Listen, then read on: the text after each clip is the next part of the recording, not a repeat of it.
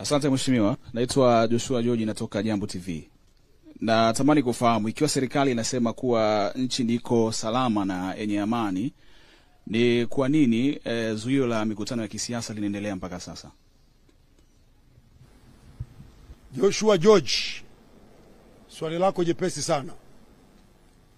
Zuio la mikutano lilitolewa kutokana na vitisho vilivyokuwa vinatolewa na waziri wetu wa mambo ya ndani ambaye ndio anasimamia vyombo vyetu vinavyosimamia ulinzi wa raia na mali zao, kwa maana ya polisi.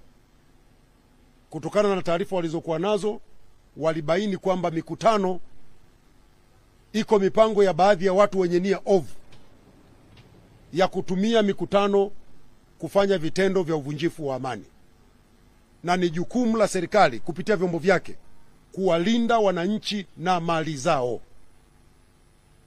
Kwenye suala la usalama wa nchi hakuna mjadala wa Tanzania. Asije akawadanganya mtu yeyote. Maana wakati mwingine unamwona mtu anazungumza mpaka mishipa inamtoka. Tutafanya hivi, tutaandamana, tutachoma, tutafanyeje? Nchi hii ina vyombo vya ulinzi na usalama. Kazi yao ya kwanza ni kuzuia vitendo vya uvunjifu wa amani, vitendo vinavyowavuruga Watanzania kwenye majukumu yao ya kufanya kazi, kutengeneza uchumi, kupata kipato na kuendeleza nchi yao na familia zao. This is not a banana republic. Umesikia Joshua? Hii ni nchi yenye misingi ya kikatiba na kisheria, na ni nchi yenye taasisi imara zinazotambua wajibu wake. Tulipata changamoto tarehe 29 mwezi wa 10 mwaka jana. Never and never again. Hatutaruhusu zirudie tena. Na naomba hili jambo Watanzania walielewe na waungane na serikali na vyombo vya ulinzi na usalama. Tunapolinda usalama wa raia na mali zao, hakuna mzaha. Na mtu asikudanganye kijana yoyote kushiriki kwenye vitendo vya uvunjifu wa amani. Ikikatazwa imekatazwa.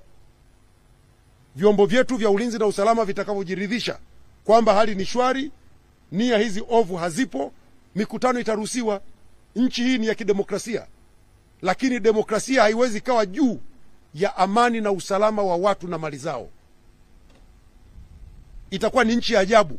Watu wanaongea kwenye mitandao ya kijamii, kesho tukiamka wengine wakachome shule za sekondari, wengine wakachome shule za msingi, wengine wakachome Benjamin Mkapa hospitali, wengine wakachome vituo, alafu na vyombo vya usalama vimekaa kimya. Mnasubiri wakachome kweli? Mwaka jana si walisema watachoma? Hawakuchoma, walichoma. Hamkuona mwendokasi zimechomwa? Hamkuona mabasi ya watu yamechomwa? Hamkuona watu wamechoma maduka yao? Hamkuona watu wamepoteza maisha? Hamkuona watu wameumia? Sasa tuviruhusu tena vitokee? Never and never again. Kwa hiyo tuviache vyombo vyetu vya ulinzi na usalama vifanye kazi yao, vinaifanya kwa weledi. Vikituelekeza hapa tusifanye, tusifanye. Vikisema sasa ni salama kufanya, tutafanya. Kwa wakati huu mikutano imezuiwa. Vyombo vyetu vitakapojiridhisha kwamba hali ni shwari, itaruhusiwa, itaendelea. Hakuna shida. Mkutano wa hadhara sio kufa na kupona, kwamba mkutano wa chama cha siasa usipofanyika Watanzania watakufa. Lakini fujo zikifanyika Watanzania watapata hasara. Kwa ni jukumu la vyombo vya ulinzi na usalama kuchukua hatua.